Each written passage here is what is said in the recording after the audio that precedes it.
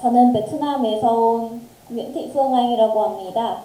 오늘 저는 모령왕의 책에 대해 발표하겠습니다.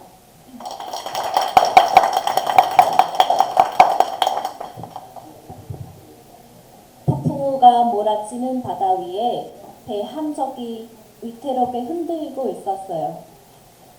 배 안에서 한 여인이 너무 힘들어했어요. 여인은 백제 제21대 계로왕의 두 번째 왕비로 아이를 낳고 있었어요. 계로왕의 남동생인 곤지대꾸는 밖에서 발만 동동 굴렀지요. 아가야, 제발 무사히 태어나다오. 우리를 위해, 백제를 위해. 그런데 어째서 백제 왕비와 대꾸는 이처럼 위험한 상황에 놓이게 되었을까요? 몇 달 전 계로왕은 곤지대꾸를 불러 말했어요. 곤지야, 미안하지만 네가 외에 가주었으면 한다. 당시 백제는 고구려의 공격을 자주 받았어요. 계로왕은 외와 손잡고 고구려와 맞서려 했지요.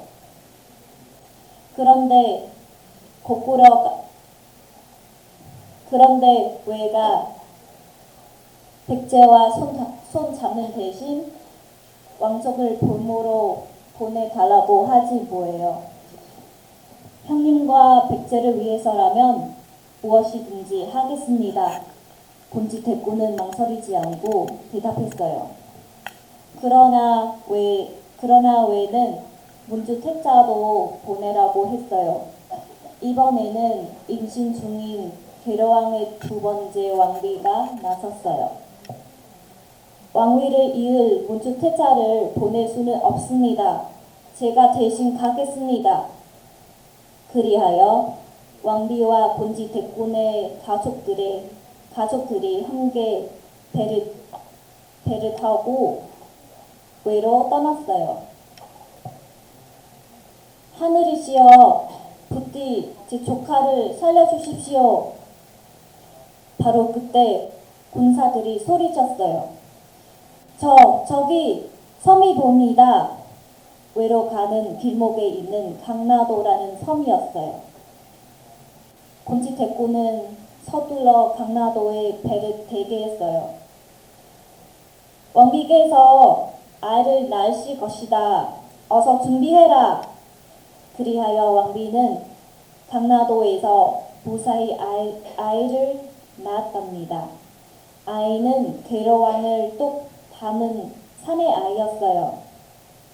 섬에서 태어났으니 이름을 사마라고 하자.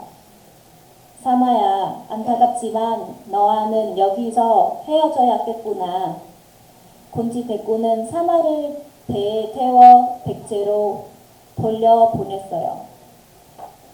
그 뒤 약 40년이 흘렀어요. 501년에 사마는 동성왕의 뒤를 이어 백제 제25대 모령왕이 되었어요. 모령왕이 왕위를 이듬해 1월이었어요. 백가가 가림성에서 반란을 일으켰어요. 모령왕은 화가 머리끝까지 쏟았어요. 백가, 이 괘씸한 놈, 절대 용서하지 않겠다. 모령왕의 전왕인 동성왕은 사비성 근처에 가림성을 쌓았어요. 그리고 백가를 불러 명령했어요. 가림성은 금강의 사이에 두고 나비성이 내려다 보이는 정교한 곳이다. 그러니 좌편 백가는 가림성으로 가서 성을 지키라. 백가는 동성왕의 명령을 매우 못마땅했어요. 백제에서 가장 높은 벼슬인 좌평은 작은 산성 따위나 지켜야 한다니? 결국 백가는 자객을 보내 동성왕을 시해했어요. 그리고 모령왕은 새로이 나라 안팎을 다듬는 틈을 타 반란을 일으켰어요.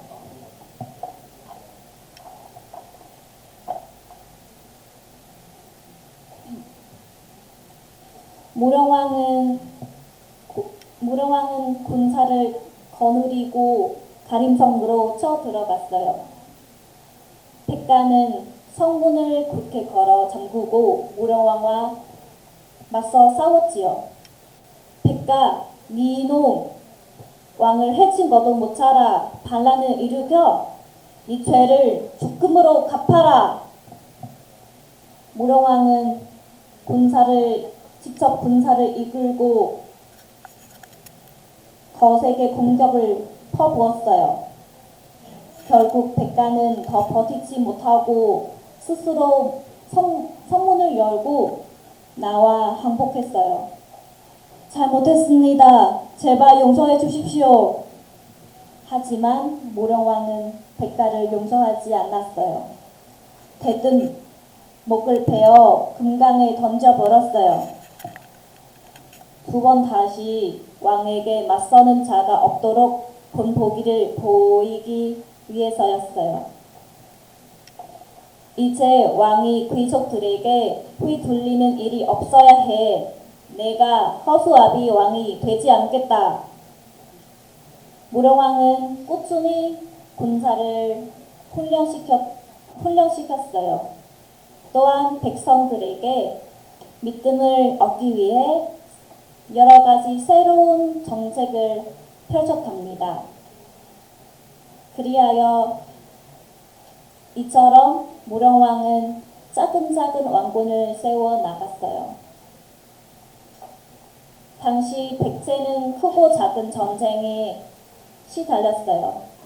무령왕은 다른 나라와 전쟁에 적극적으로 맞섰지요.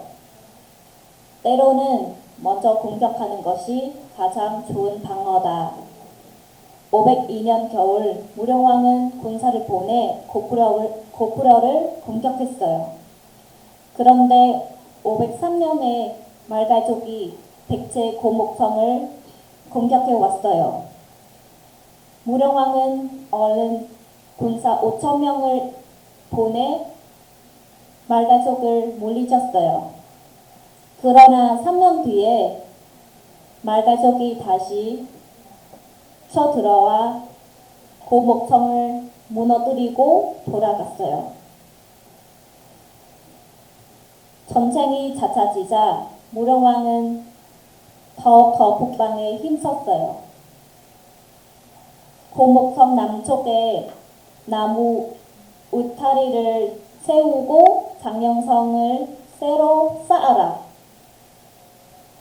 507년에 고구려와 말갈족이 함께 백제로 쳐들어왔어요.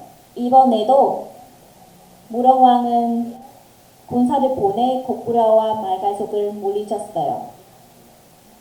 512년 가을 고구려는 다시 백제를 공격했어요. 이때 백제는 고구려의 가불성을 빼앗기고 온산성이 무너졌어요. 무령왕은 몹시 화가 났어요. 두 번 다시 백제를 넘보지 못하도록 해주마. 무령왕은 직접 기병 3,000명을 이끌고 나갔어요. 고구려군은 백제군의 숫자를 보고 얕잡아 모았지요. 시시하군, 고작 3,000명으로 우리와 싸우자는 거야.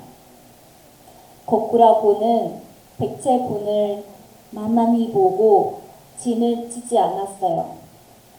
무령왕은 이 틈을 놓치지 않고 갑자기 공격해 고구려군을 크게 물질렀어요. 그러나 무령왕이 진심으로 바란 건 전쟁이 아니라 평화였어요. 무령왕은 온 백성이 온 백성이 마음 놓고 살 수 있는 백제를 만들고 싶었지요. 전쟁으로 피를 흘리는 백성들이 생겨서는 안 된다. 무령왕은 고구려가 백제를 공격할 수 없도록 다른 나라와 외교에 더욱 힘썼어요. 양 나라에 사신을 보내 관계를 튼튼히 다졌지요. 양 나라와 사이좋게 지내면 앞으로 고구려가 우리 백제를 넘보지 못할 것이다. 과연 무령왕이 생각한 때로였어요. 고구려는 예전처럼 함부로 백제를 공격하지 못했습니다. 무령왕은 백성들을 돌보는 일에도 소홀하지 않았어요.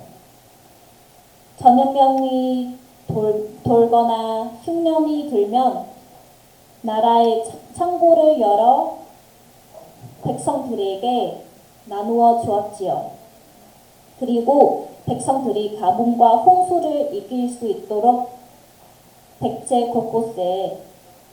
곳곳에서 독을 쌓도록 했어요. 가난해서 집을 떠난 사람들은 고향으로 보내 농사를 짓게 했어요.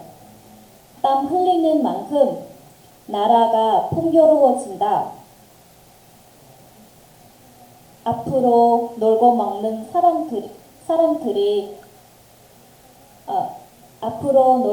사람들이 없도록 하여 백제와 백제 백성들이 잘 살 수 있게 할 것이다.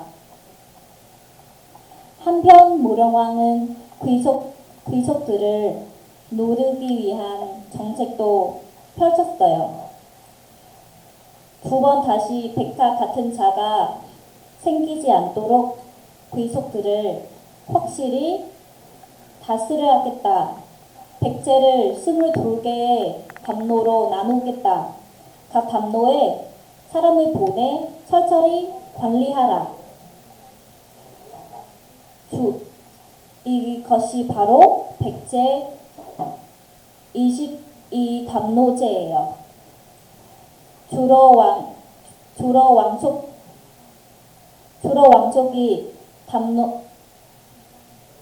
주로 왕족이 지방 관리가 되어 담로로 나갔어요. 왕족들은 담로로 내려가 귀족들을 살피고 다스렸어요. 그 덕분에 무령왕은 지방 다스리기가 편해졌고 백제도 짜증 안정되었어요. 무령왕은 백제를 안정시키기 위해 온 힘을 다 썼어요.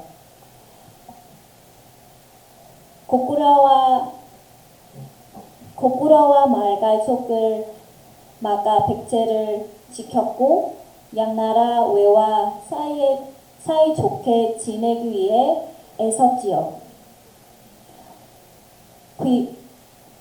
귀족들을 잘 다스려 백제를 안정시켰고 백성들이 잘 살 수 있도록 보살폈어요. 이처럼 무령왕은 523년에 숨을 거둘 때까지 나라 안팎을 새롭게 다듬었어요. 무령왕이 이룬 눈부신 업적들은 이후 성왕대에 이르러 백제 중흥의 밑거름이 되었답니다.